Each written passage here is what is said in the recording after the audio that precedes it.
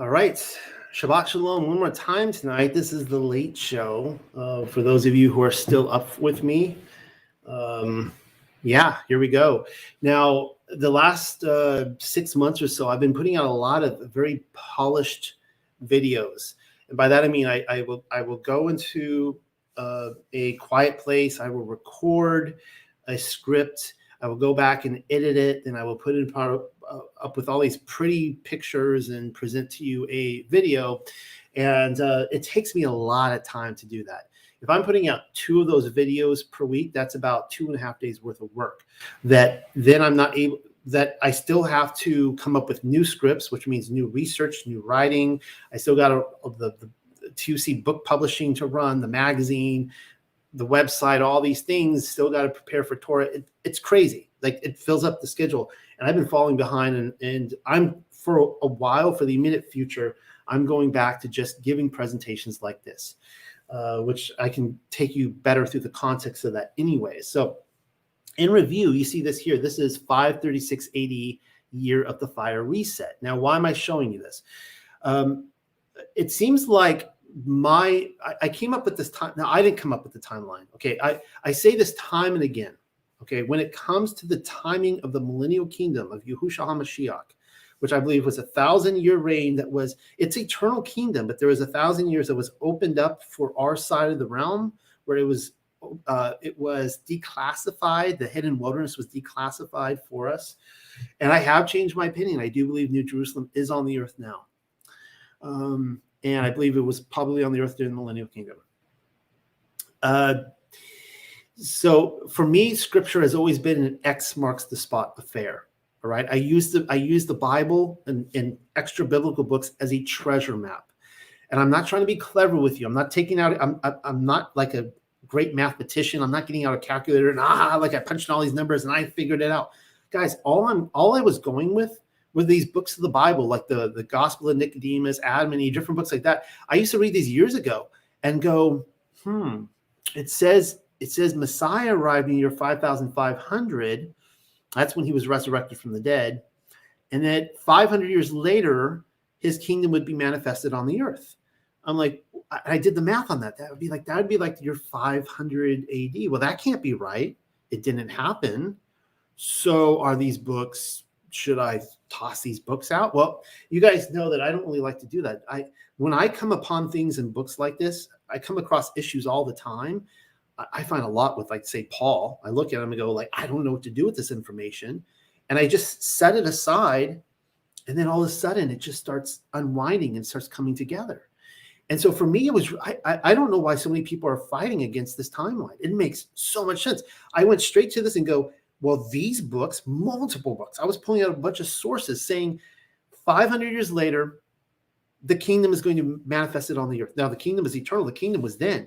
Yahushua HaMashiach came. He took, he promised the people of that generation of 70 AD, he said, I'm coming for you and taking you to where I am. He didn't say he was going to establish it there in Judea. Judea was destroyed.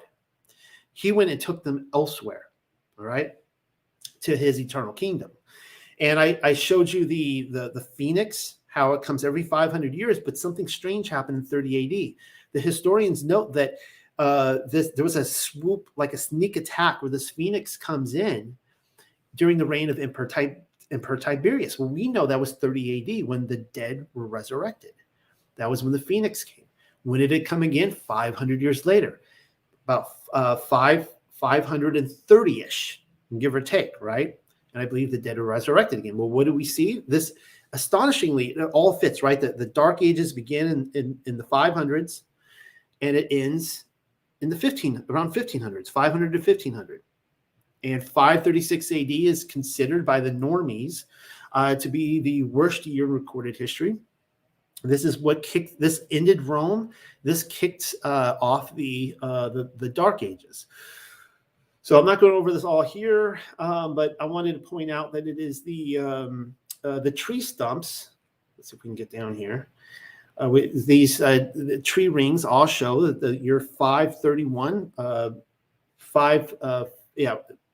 let's see, what is it? 536, all in there. Those are the worst years, when we know that the sun didn't shine for 18 months. It was dark. There was a weird fog on the ground, blood coming down, just crazy stuff. It was a frozen time. All the crops failed. Not a good time to be alive. And I show they're finding more and more that there were. Now these tree stumps go all the way from Mongolia up through Siberia to Ireland, all the way out to North America and California and down into Mexico and South America. They're finding these tree rings all over the earth simultaneously. They're finding that there were multiple volcanoes that went off all the way up in Alaska, all the way out in like Papua New Guinea area, all over the world, just volcanoes going off. All right. So that's 536 for you. Then we get to the year 537. And this is, interestingly enough, the end of Camelot. This is the year when King Arthur died. And I have a lot of information on that. I have more information to pull on this that I will be giving presentations on in the coming weeks, because I have come to the conclusion, and it makes total sense. I've been eating up Arthurian literature recently and just devouring this stuff. I'm just finally seeing it's all opening up to me that this was what you would say are controllers or inheritors. This was their way to cover their tracks of the millennial kingdom. It was their way to give their wishful thinking of their idea of the millennial kingdom, of their, Camelot is their version of the kingdom upon the earth. It's the counterfeit. And I'll be talking about that. But it's interesting that in 537 is the year when Arthur historically died. And they're telling you something there. The dream was dead, right? The millennial kingdom came down upon the earth. Scrolling past all this research because I'm not ready to go over this all with you tonight. But here's what I'm going to cover. Oh yeah, 541, year of the apocalypse. Let me give you a preview though of next week. I'm going to be going over. Oh, I just skipped it all. Sorry, guys. I'm going to be going over next week my next presentation on Muhammad and the Millennial Kingdom. Yes, I went down to the used bookstore and I picked up a copy of the Quran and I read it, and I'm going to give my thoughts next week, God willing, if I don't get my head sawed off first, on what I think was going on with Muhammad and the Quran. And yes, I do believe that the timeline all connects. I actually believe that the Quran was written after the initiation of the Millennial Kingdom. Some people won't like to hear that, but it's my theory. So let's get into this. 541 AD, year of the apocalypse. So remember now, 536, year of the fire reset. Massive volcanoes all over the world. This is the fire that I believe Peter was talking about, the fire judgment events. The sun went dark. The moon, the stars refused to shine. It was a terrible time. Camelot comes to an end. There's war, death everywhere. What follows after that? Well, you look at the four horsemen of the apocalypse. I actually am convinced that the four horsemen of the apocalypse are actual entities. And, everyone, they look at Revelation like the four horsemen of the apocalypse, either they haven't come yet. It's like, no, come on, man. They've been coming all through history. Look at the Second World War. They ride around and around, and the same things happen. Pestilence, disease, and death follows at the end of it, right? The first horseman is you have a false peace, a false prophet, whatever, false religion, politics, leading the people astray. It leads to war, to famine, to death, all right? By this point in our relationship, you've been made well aware of the year 536, right? I just kind of went over that with you tonight. I'm calling it the year of the fire reset. Though the normies are at least admitting it was the worst year in recorded history. Though I would think that Noah's flood would be a lot worse than that. But, it was a bad year. I'll take their confession as a win for Team History. The year which followed, 537, incurred other notable troubles like the death of King Arthur and the end of a place called Camelot. I take it you read through both of those reports, and if not, don't use me as your excuse. I've already dropped you 2 links in the opening paragraph, intended here to act as footnotes. And you could see the links are on there. And you could, go read this paper on my website, including the one on Muhammad, if you want to jump ahead. The clock is ticking. Get to it, man. Be sure to give them a read, and don't forget to have a good time. That's the key. You got to have a good time when you read my work. But then, supposing you sit down to a cup of coffee, Maybe some of you, it's toilet reading literature, whatever, just have a good time. But then supposing you fulfilled your duty, I am here to explain in layman terms that you've hardly been caught up to speed. All those people claiming 536 was the worst year in recorded history, what pipe are they smoking from? That was just a preview to 541, the year in which the apocalypse rained down upon the earth. The official title is the Plague of Justinian. That's what it's called, in the official narrative. But I'm going with the apocalypse with a capital A and sticking to it. Have you read the definition of apocalypse lately? It's biblical. Apocalypse, noun. One of the Jewish and Christian writings of 200 BC to AD 150. It's kind of interesting. They talk about the apocalyptic literature genre goes up to AD 150. Actually, it goes past that, but obviously there was a lot of literature being written at that time. Marked by pseudonymity, what a fun word, symbolic imagery, and the expectation of an imminent cosmic cataclysm in which God destroys the ruling powers of evil and raises the righteous to life in a messianic kingdom. Merriam-Webster. So that's what I'm going with by Apocalypse, the year of the apocalypse. This is the year that brought about destroyed the ruling powers of evil and rose the righteous to life in messianic kingdom. At least, the plague of Justinian started, 541, and it went for like 8 or 9 years. So over that decade. To address the concerns of everyone out there who thinks I'm flip-flopping with my stance on Revelation, apocalypse can be employed in various ways. The destruction of Jerusalem in AD 70, finally culminating with the siege of Masada in 72 AD, was most definitely an apocalypse, as well as the fulfillment of every prophecy concerning Yehuda's existence in the former kingdom of Yasharel. Those are some fighting words right there. Yahushua HaMashiach was seen in the clouds, the Perusia. He came in his kingdom to confront the temple controllers, and I'm not backing down from that claim. Rome wasn't destroyed in that decade, though, not even in the first century.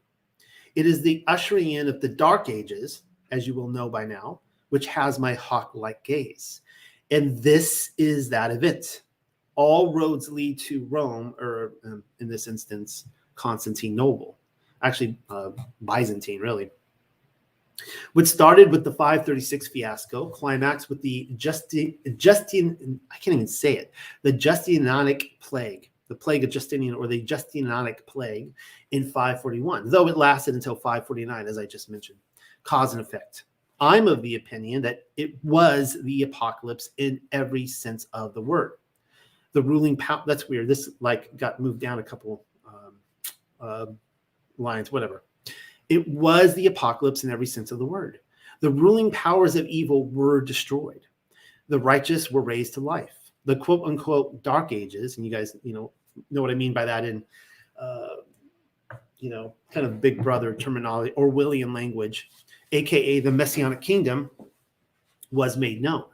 It lines up with the arrival of the Phoenix 500 years after the 30 AD resurrection events, and so much else of what I've already shown. A truckload of information has just been dumped in our lap, courtesy of the wiki. That's I'm showing this right here. And I've learned that I have to cut and paste wiki out into these articles because I have shown multiple times, they totally gaslight me. I will quote from an article and they will specifically change around just the words that I'm using. Just total gaslighting behavior. So now I cut them out. So it would have to take the Mandela effect to change it. And what have we learned from the wiki article? The plague of Justinian began in 541, ended in 549. And I clipped these in here just to show that, just so you guys know I'm not plagiarizing or, copying and pasting, because I see people do that all the time. It drives me crazy. They copy and paste wiki and pretend like they wrote it. It ended in 549 and affected the entire Byzantine Empire, especially the capital city of Byzantium. It being named after the emperor is obvious, the plague of Justinian. But then a man named Procopius is pinpointed as the official eyewitness. More on him in a moment, though his documentation is undoubtedly fueling the information provided. For example, we read how the plague arrived in Roman Egypt in 541, swished around like a happy poop emoji in the Mediterranean toilet bowl, infecting every corner of the empire by 543. Did you guys like that? Squished around like a happy poop emoji. I was pretty happy with that line when I wrote it. The following year, it swept beyond Rome's borders to northern Europe and the Arabian Peninsula, essentially the ends of our known realm, before finally coming to an end in 549, according to the official narrative. I attempted to track down a snapshot of this Procopius fellow, but only managed to nab a reported portrait of Justinian I. So there you go, the man of the hour, supposedly. That's the Plague of Justinian guy right there, surrounded by a halo of all things. Well, getting back to the mysterious Procopius, I wanted to know what he actually said about the plague. But more importantly, I wanted to track down the source orchard and personally squeeze the juice from a hand-picked orange rather than drink from the strained carts in which the Ministry of Truth has to offer. I think it took me like 5 minutes to write that line. Hope you guys enjoy it. Well, you'd be happy to note that my mission was a successful one. Procopius was most likely a state-sponsored propagandist, which is why his book survives. How that worked out with the Millennial Kingdom is a discussion for another time. But like Agent Josephus before him, and far too many others to list, he too failed to foresee his post-Newtonian audience, as well as a potential Zionist fan base, and royally slipped up. What I'm saying is he, like Josephus, who gave away, like Josephus exposed like the temple hoax in Jerusalem. Wasn't his plan, but he did. He pointed out that only Fort Antonia survived, and Agent Procopius does similar things. The ministry likes to leave out the little important details of his report, which make the spiritual connection, though I won't. What I'm saying here is that if you go look at a lot of websites regarding what Procopius actually recorded, they leave out the spiritual stuff. Because I was shocked when I actually went and tracked down his book and read it. I'm just like, oh my goodness, he's describing the apocalypse, literally, in every sense of the word. Hands down, it was the apocalypse which Procopius spoke of. Don't take my word for it. Read his recollections of the plague for yourself. There's a link right there. I actually put his documentation up on the Unexpected Cosmology. You can go read it for yourself because I don't quote from the whole thing here. I just dropped the link. It will lead you to my website, as I just mentioned, the Unexpected Cosmology, where the full passage can be scoured for all you sleuths out there, because I will only be covering juicy morsels in the coming pages to save trees. And here's what he says. During these times, there was a pestilence by which the whole human race came near to being annihilated.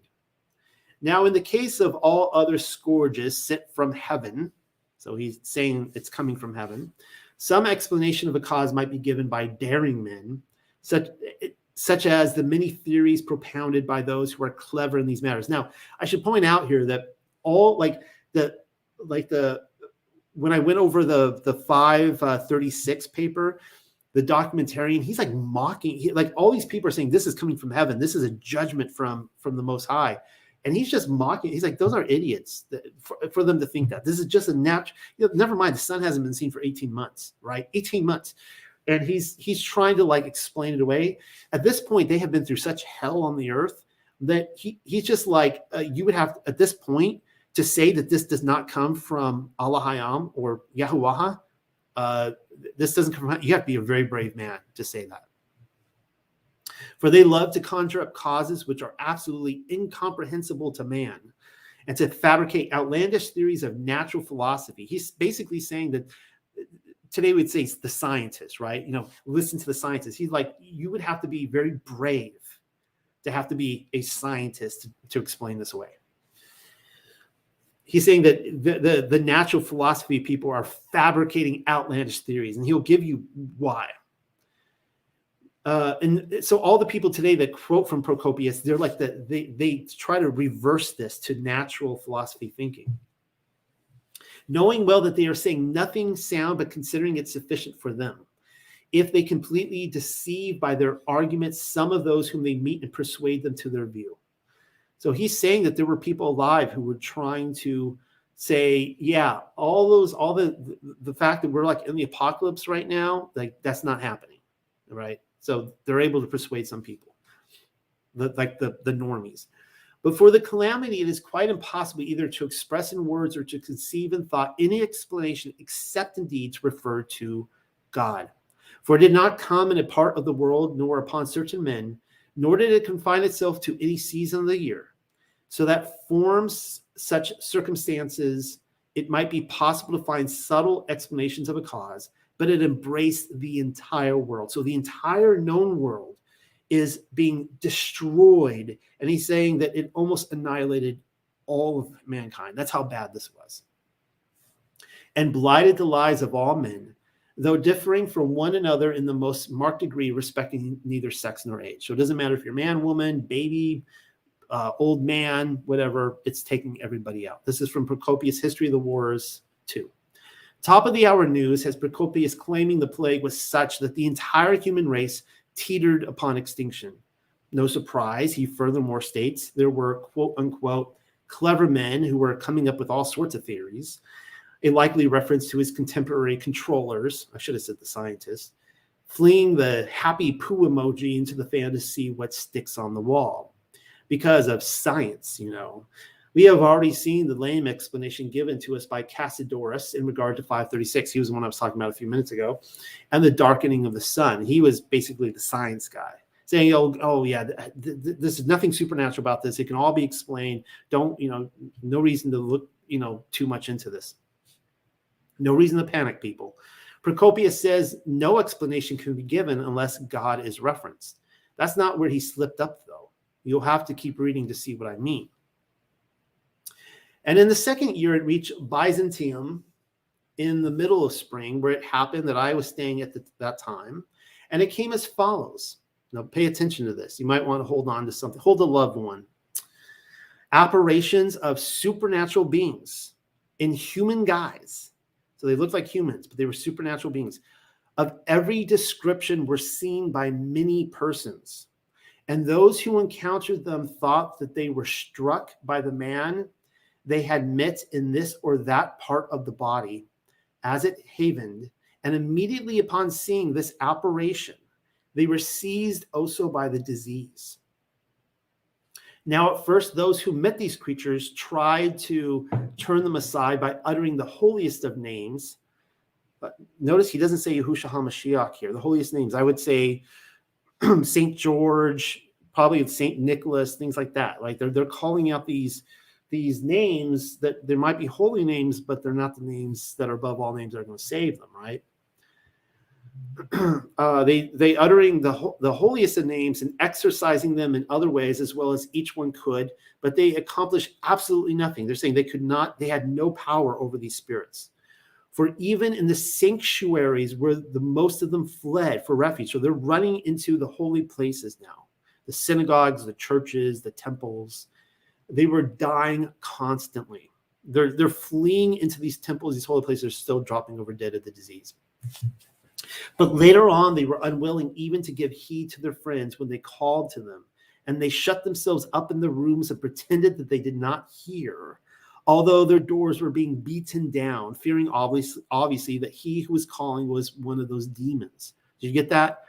So people are now so afraid of these demonic entities that are being seen everywhere, that they are actually hiding in their rooms, in their sheets. Someone's banging on the door, and they're like, "I'm not answering that. That might be the Grim Reaper." In fact, I actually think this is where the tradition of the Grim Reaper originated from, right here. This event, death comes knocking, right? But in the case of some, the pestilence did not come on in this way, but they saw a vision in a dream and seemed to suffer the very same thing at the hands of the creature who stood over them. He's talking about succubus or incubus here. Or else to hear a voice foretelling to them that they were written down in the number of those who were to die. Well, that's lovely.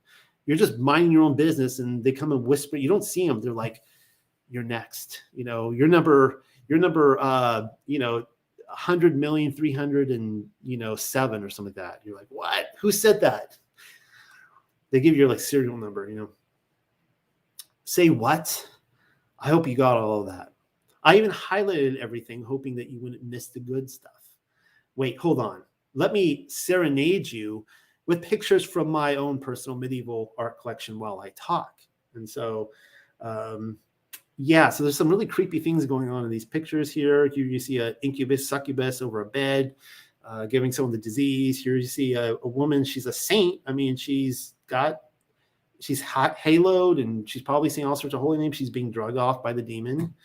Here you these demons. You got these lovers. A couple. I'm not sure if those are homosexual couple. They look like a couple men, but I think that's a man and a woman down here, and the demons are all playing with them. We see them carrying off a child over here. Here's a man, a demon hanging over him. There's Hellmouth there. I had to put Hellmouth in here. There, I guess the woman looked at her. She's like waving bye to everyone. Goodbye, everyone. She's going off into Hellmouth. They're putting babies into pots. This is strange. I think that's like an idol of Jesus there. They're actually holding, this demon is holding this idol that the priest is praying to in bed, and it's showing that this demon has control over him with the idol of Jesus. That's intense. A person in bed, the demon is waving to him. This one here is inflicting him with this disease, which I think is the same disease. Just look at this one here. Here's a saint with a halo, and the demons are surrounding him and beating him with sticks. That's better. I can find dozens of sources which cite from Procopius, but not one of them care to fill us in on the little details. Nearly the entire world was decimated by a disease, as you will recall. But then to add to that, the case of the cough was often, though not always, paired with a visit from spiritual entities. Procopius claims the victim would see the ruach manifested before him, and that only then the symptoms would follow. He says the victim would attempt to exorcise his visitor without success. I mean, it makes sense, right? I mean, by time you're such an unclean, unrighteous person, by time that there's nothing you can do about this. And that even a plight to the corner sanctuary did not deter them. So frequent were these reports among the diseased and dying that people were afraid to answer a knock on their door, supposing it might be an unclean ruach attempting to gain admittance. Is that where the Grim Reaper and the notion that death comes knocking originates from? Seems so. Cue Beethoven's music. Dun, dun, dun, dun. Even more wild is the number of reports from those who claimed a demon of the night hag persuasion visited them by night, letting them in on the news that they had been written down among the total tally of those who were destined to die. Yep, it's okay. You can say it. Apocalypse. Continuing with his quote. Now, the disease in Byzantium ran a course of 4 months, and its greatest virulence lasted about 3. And at first, the deaths were a little more than the normal. So they weren't in freak mode at first. Then the mortality rose still higher, and afterwards, the tale of dead reached 5,000 each day. And again, it even came to 10,000 and still more than that. Now, this is just in the capital city, mind you. So by time they reached 10,000 a day, once it surpassed that, they stopped counting. They're like, we give up. There were just people dropping over, being visited by this evil spirits every day. And they're just dropping over. Now, in the beginning, each man attended to the burial of the dead of his own house. And these they threw even into the tombs of others. So this is the opposite of grave robbing. There are so many people dying and they don't have the grave space. They're just opening up tombs and throwing people into random tombs, either escaping detection or using violence. Some of these tombs are being guarded and they have to use violence to get rid of the guard to bring in these dead bodies. And this is at first, mind you. This is before it's really bad. But afterwards, confusion and disorder everywhere became complete. For slaves remained destitute of masters, and men who in former times were very prosperous were deprived of the service of their domestics who were either sick or dead, and many houses became completely destitute of human inhabitants. It's crazy. I mean, just entire households, just neighborhoods wiped out, just empty, dark. For this, and then you just imagine the masters, they're dead in the big house, and all the slaves are just standing around what do we do now? For this reason, it came about that some of the notable men of the city, because of the universal destitution, remained unburied for many days. They didn't even know they were dead, or they didn't know what to do with them. I mean, these are the notable people. These are like, senators and stuff. They're just lying dead. I'm like, well, we'll get to them when we can. At that time, all the customary rites of burial were overlooked. For the dead were not carried out escorted by a procession in the customary manner, nor were the usual chants sung over them. But it was sufficient if one carried on his shoulders the body of one of the dead to the parts of the city which bordered on the sea and flung him down. So now they're taking him to the cliffside and throwing him down into the ocean. They're not even burying him in broad pits by this point. Because for a long time, they were just digging these mass graves. And when it went over like 10,000 a day, they're like, that's it, just send him in the ocean. Can you imagine all his body just bobbing out there in the waters?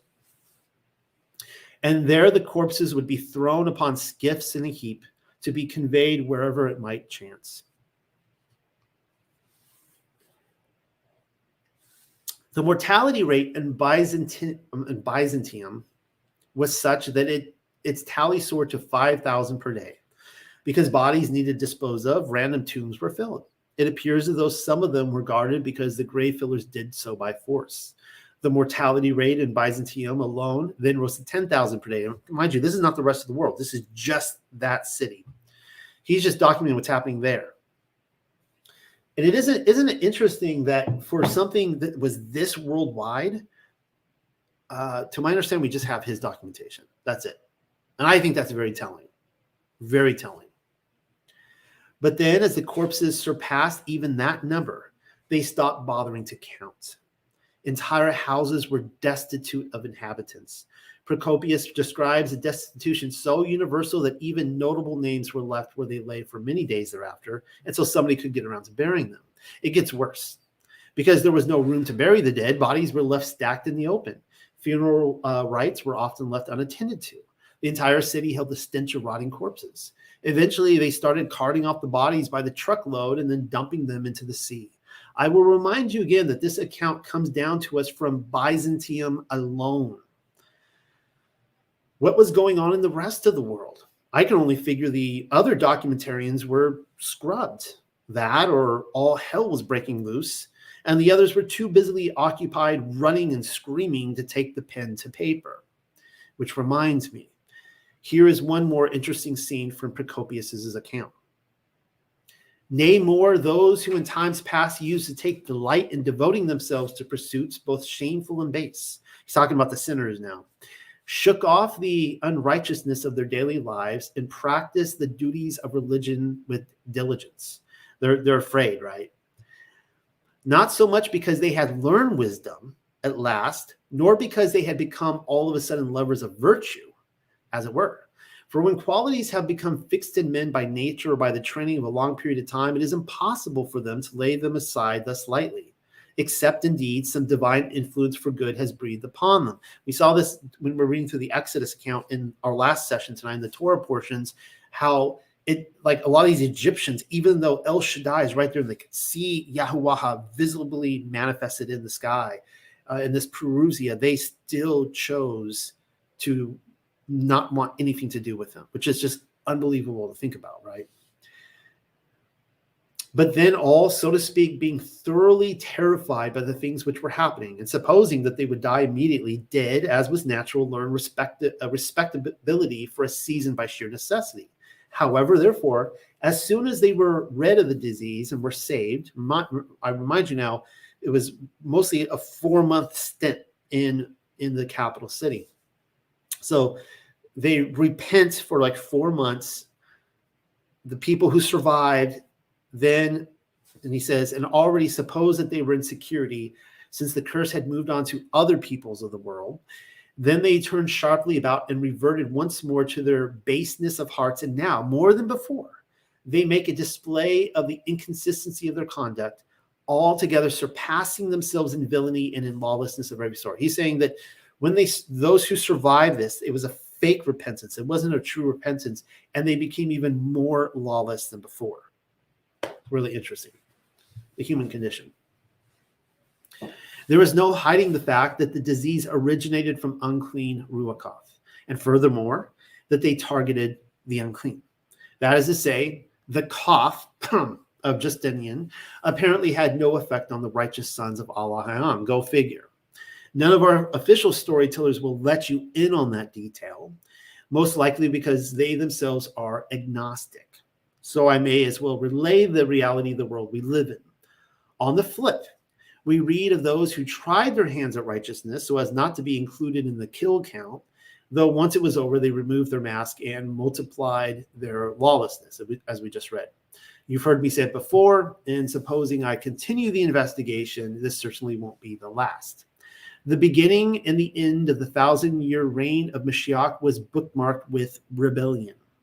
If you remember what I talked about the sibling oracles, it talked about when the government of Mashiach comes upon the earth, that there would be so much rebellion. Like, it wasn't just a smooth transition. Like, it was people being like, yeah, we visibly see you and we don't want anything to do with you. We do not want this. We do not want your laws, your righteousness. They were just rebellion.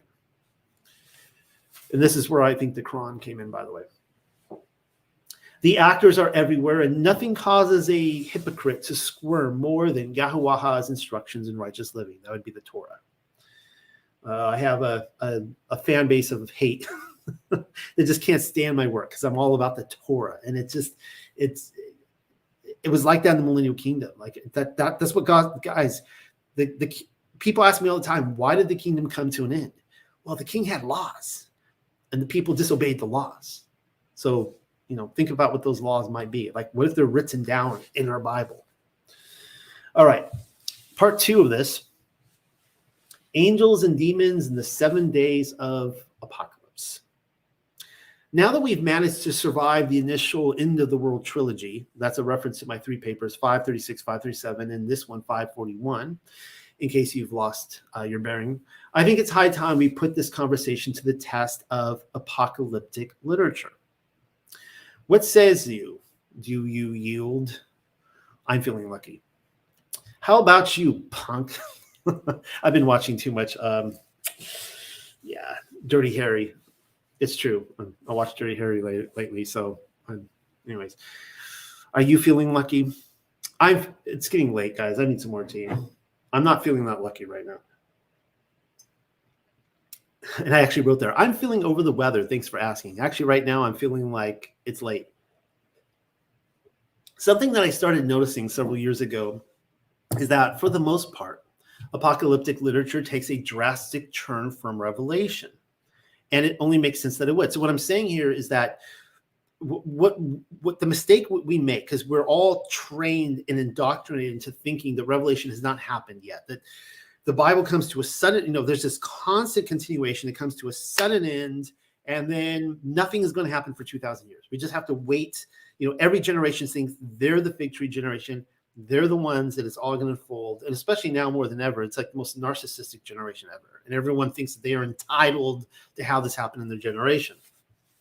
Well, one thing I have found is that, understanding that Revelation is a fulfillment of 70 AD, it was written, it came to an end.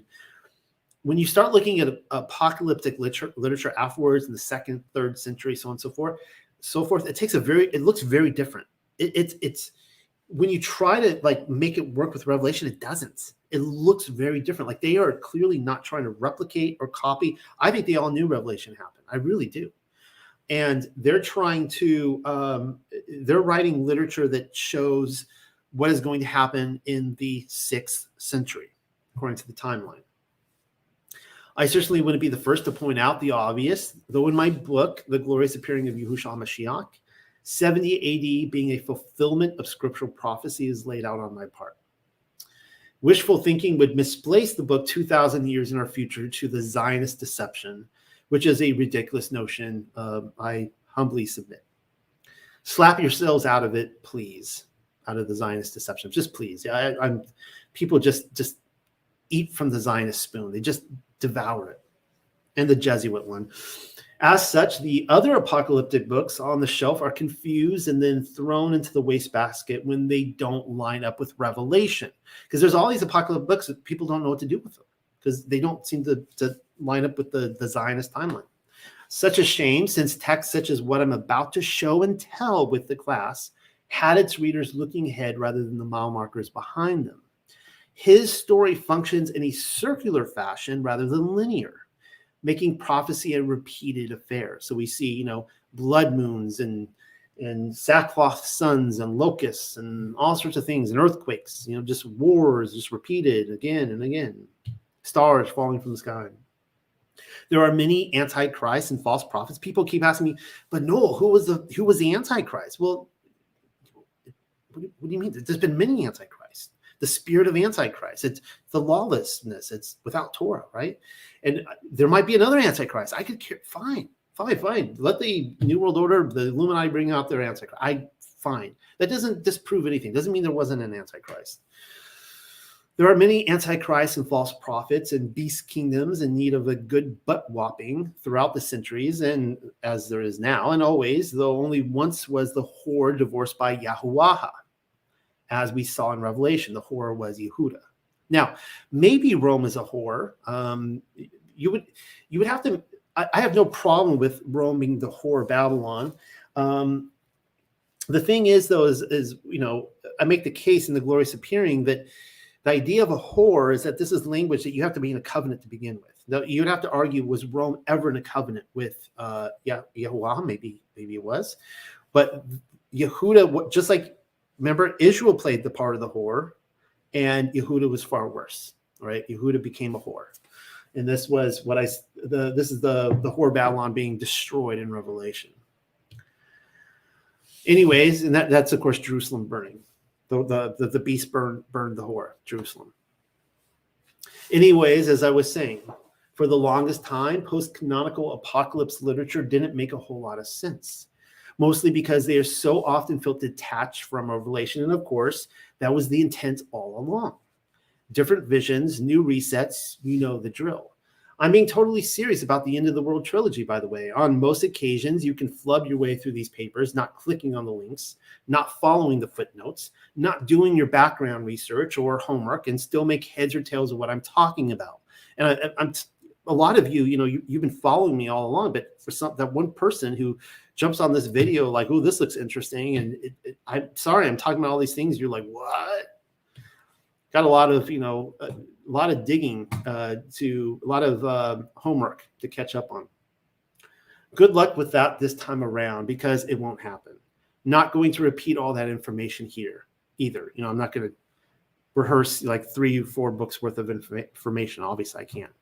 Also, what I'm aiming to do is present to you the entirety of a passage without breaking for a commercial sponsor. All comments will be relegated to afterwards. The text is called the Apocalypse of Theon. By the way, Theon would be the same as Doubting Thomas. So this is the Apocalypse of Thomas. Very fascinating book. And here's what it says. So reading from the book directly all the way through. Little drink first. Hear thou, O Theon, for I am the son of Allahayam the Father, and I am the father of all Ruachoth. Hear thou of me the signs which shall come to pass at the end of this world, when the end of the world shall be fulfilled before mine elect depart out of the world. And I would think this would be the Exodus I talked about in the last session. I will tell thee that which shall come to pass openly unto men. But when these things shall be, the princes of the angels know not, seeing it is now hidden from before. Then shall there be in the world participations between king and king, and in all the earth shall be great famine, great pestilences, and many distresses. And the sons of men shall be led captive among all nations and shall fall by the edge of the sword. That's the other thing. The documentarians during this time said that it was endless war. The whole world was a war. This is like, we talked about World War I, World War II, and coming World War III. Like this was the World War. It was just everywhere. Every country was just, there was blood. And there shall be great commotion in the world. Then after that, when the hour of the end draws nigh, there shall be for 7 days great signs in heaven. So 7 days, 7 signs to look for. And the powers of the heavens shall be moved. Then shall there be on the first day the beginning. At the 3rd hour of the day, a great and mighty voice in the firmament of heaven, and a bloody cloud coming up, or alternatively down, out of the north, and great thunderings and mighty lightnings shall follow it. 536, anyone? And it shall cover the whole heaven, and there shall be a rain of blood upon all the earth. These are the signs of the first day. And And on the second day, there shall be a great voice in the firmament of heaven. And the earth shall be moved out of its place, and the gates of heaven shall be opened in the firmament of heaven toward the east, and the smoke of a great fire shall break forth through the gates of heaven, and shall cover all the heaven until evening. In that day there shall be fears and great terrors in the world. These are the signs of the second day. But on the third day, about the third hour, shall be a great voice in heaven, and the abysses of the earth shall roar from the four corners of the world. The pinnacles of the firmament of heaven shall be opened, and all the air shall be filled with pillars of smoke. There shall be a stench of brimstone, very evil, until the 10th hour, and men shall say, we think the time draws nigh that we perish. These are the signs of the third day. And of course, all the controllers are writing their papers going, anyone who thinks that this is spiritual, needs to get more scientific. Listen to the scientist. And the rest of the people are like, you're crazy, man. Like, we're all about to die. And on the fourth day at the first hour, from the land of the east, the abyss shall melt and roar. Then shall all the earth be shaken by the might of an earthquake. In that day shall the ornaments of the heathen fall, and all the buildings of the earth before the might of the earthquake. These are the signs of the fourth day. But on the fifth day at the 6th hour, suddenly there shall be a great thunder in heaven, and the powers of light and the wheel of the sun shall be caught away, and there shall be great darkness in the world until evening, and the air shall be gloomy without sun or moon, and the stars shall cease from their ministry. So is this like all connecting with you guys? I hope so. I mean, it is for me. In that day shall all nations behold as in a mirror, and shall despise the life of this world. These are the signs of the fifth day. And on the 6th day at the 4th hour, there shall be a great voice in heaven, and the firmament of the heaven shall be cloven from the east into the west. And the angels of the heaven shall be, this is fascinating, pay attention to this. And the angels of the heavens shall be looking forth upon the earth by the openings of the heavens. And all these that are on the earth shall behold the host of the angels looking forth out of heaven. Then I think we're at the plague of Justinian now. Then shall all men flee into the monuments. Where did we read that tonight? And hide themselves from the face of the righteous angels, and say, would that the earth would open and swallow us up. And such things shall come to pass as never were since this world was created. Then shall they behold, so after this event, then shall they behold me coming from above in the light of my Father, with the power and honor of the holy angels.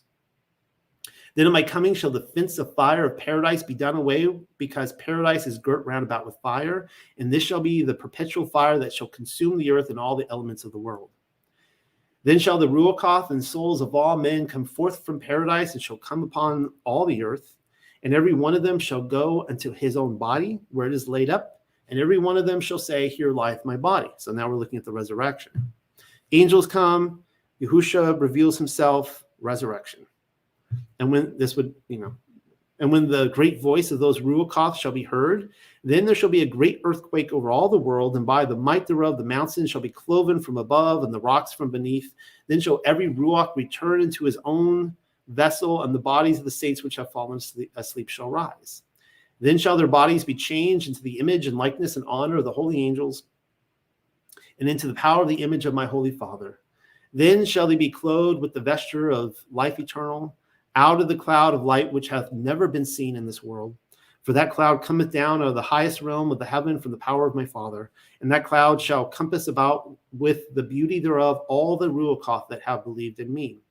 Then shall they be clothed and shall be borne by the hand of the holy angels, like as I have told you aforetime. Then also shall they be lifted up into the air upon a cloud of light, and shall go with me rejoicing into heaven.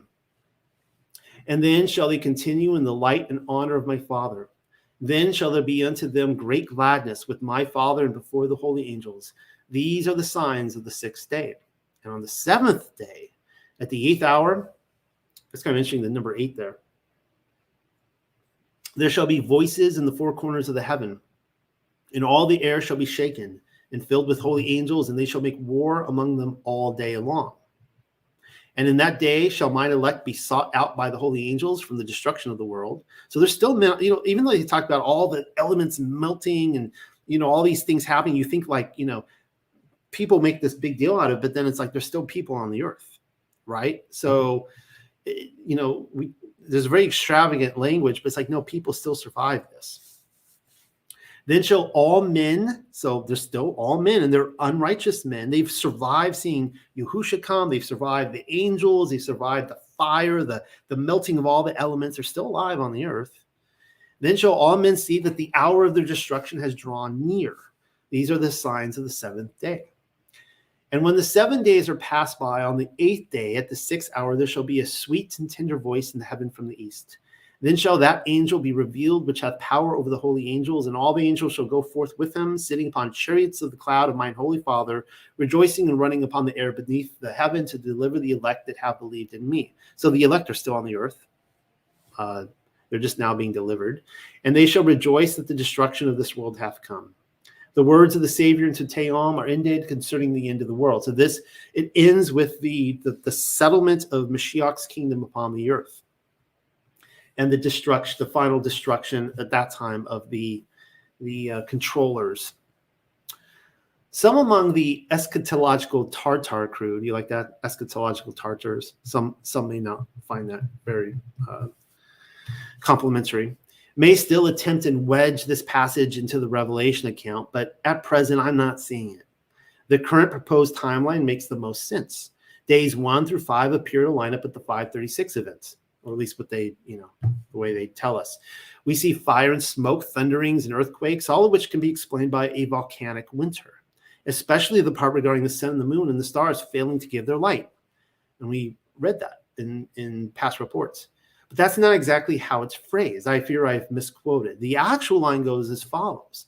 The powers of light and the wheel of the sun shall be caught away, and there shall be great darkness in the world until evening, and the air shall be gloomy without sun or moon, and the stars shall cease from their ministry. Read it again and again if necessary. Tell me that's not a picture-perfect description of the 536 fire events, wherein the sun failed to give light to the earth for a stunning 18 months. And why is there this creepy looking angel from Raiders of the Lost Ark? Well, I'm about to tell you. What that tells us is that day 6 likely picks up with the plague of Justinian, which it most certainly does. Read that one again with the cough in mind. Remember how Procopius described countless victim reports of demons visiting them so as to inflict the disease? They may very well have been demons. I even showed the artwork to back up the claim, though in reality, I'm uncertain. I wasn't there to be visited by one. According to the Apocalyptic Teom, if we line this up, it is righteous angels who would peer through the firmament and make themselves known, not evil ones. We then see men flee to the monuments, hoping to bend over into the fetal position and hide and kiss their butts goodbye. That right there does happen to match up with Procopius's report. He said men evacuated to these sanctuaries, employing any number of holy names, but were incapable of warding them off. Perhaps they really were righteous angels after all, and the unrighteous were far too unrighteous to tell the difference. Remember now, the darkness can't see the light, right? Righteousness is always repugnant to the lawless, And then we have these two creepy pictures here. Same angel, by the way. So I'm giving an example here of something that's beautiful one and is horrific to somebody else. Movie reference. It's why I showed you a picture of the angel from Raiders of the Lost Ark. It was the 80s. First film that I watched in a drive-in theater. You had to have been there. And now I'm showing you two more, the before and the after. She straight up melted everyone's unclean face straight off. You think her victims would attribute righteousness to a heavenly ruach like that? Exactly. Best to mind your own business like a good boy and obey the commands, and then you won't be visited by one. Start by keeping Sabbath, and then think about laying off the pork. You're still, that upset so many people just now, I know. But it's a command. It's in the Bible, guys. If you don't want to keep it, you might as well just, be honest and just rip those pages out of your Bible. Just seriously. It's like, why do people even have the Old Testament in their Bible if they're not going to read it and obey it?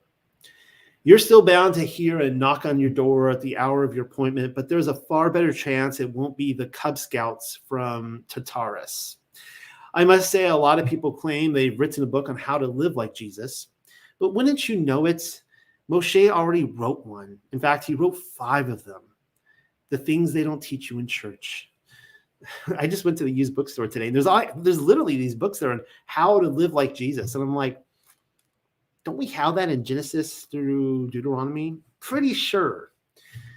Moshe already wrote the book. Yahusha said Moshe wrote of him, right? So the other event that happens on the 6th day, that is after the angels poke their heads out from the heavens, scaring the normies, is the appearance of Yahushua HaMashiach in the clouds, as well as the resurrection of the dead. Procopius doesn't mention those two. Well, darn. I must have it all wrong then. Best to close shop on the entire investigation. And here we were expecting our controllers to starve off the propaganda and keep to the historical book rather than their Illuminati version, LOL. Interestingly enough, there's also a 7th day as well as an 8th. The 7th deals primarily with a war amongst the sons of darkness and light. Sounds like something from the Dead Sea Scrolls, which I might go through at a later time. Indeed, because I do think that there was a long war that went out that lasted for decades. Like I said, I don't think it was just a clean transition. And in that time, you would have plenty of time for propaganda. I mean, what were the Goths? I mean, we know about the Saxons, but what about the Goths? I kind of think that maybe they were as well, the sons of light. Because, Goth it's not a complimentary word, right? Kind of like the Gothic cathedrals. They were putting everything in Orwellian fashion in reverse. Indeed, the controllers were given more time to tidy up the propaganda in hopes that they would win the day. I think for decades still. And who knows how long their last-ditch effort lasted. The kingdom wasn't welcomed by just about everyone. Experience has shown that you can't present the Torah to anyone without kicking and screaming. That ends out there. So next week, I'm going to cover Muhammad and the Millennial Kingdom. I can't wait to cover that. And this concludes the late show. I hope you guys enjoyed that. And I think just going back, can you imagine me recording that and then editing that whole thing? That would have taken me 2 days of work. I was just like, I couldn't bear to do that. And I got it done in 1 hour. It's great. So I hope you guys enjoy that. And Shabbat Shalom one more time, everybody. Enjoy your day of rest. That the slavery, the bondage of resting once a week. Don't you just love it? Good night, everybody. Love you guys.